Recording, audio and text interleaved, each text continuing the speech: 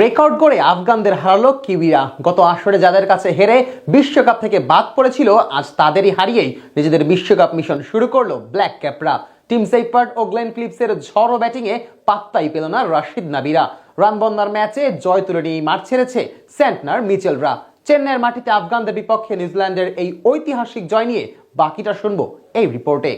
টি-20 বিশ্বকাপের দ্বিতীয় দিনেই মুখোমুখি হেভিওয়েট নিউজিল্যান্ড এবং ক্রমেই উন্নতি করে চলা আফগানিস্তান। চেন্নাইয়ে দুই দলের লড়াইয়ে টস ভাগ্যটা জিতে নেয় গত আসরের সেমিফাইনালে খেলা আফগানরা। সিদ্ধান্ত নেয় আগে ব্যাট করার। শুরুতে কিছুটা দেখে শুনেই খেলতে থাকে আফগান দুই ওপেনার। প্রথম 3 ওভার ধীর গতিতে খেললেও এরপরই ঝড় শুরু করেন রহমানুল্লাহ গুরবাজ।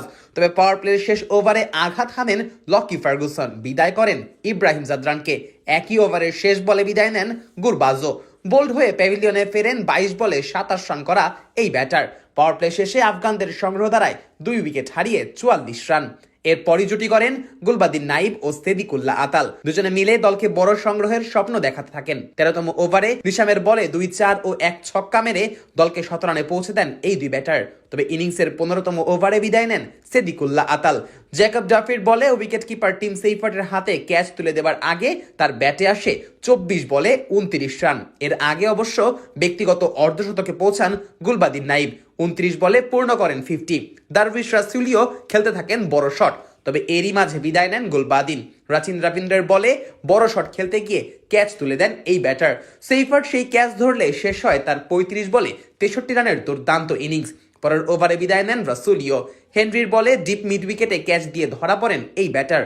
শেষ দিকে আজমতুল্লাহ ওমরজাই ও মোহাম্মদ নাবির ছক্কায় 180 এর কোটা পার করে আফগানরা। তাদের ইনিংস শেষ হয় 6 উইকেট হারিয়ে 182 রানে।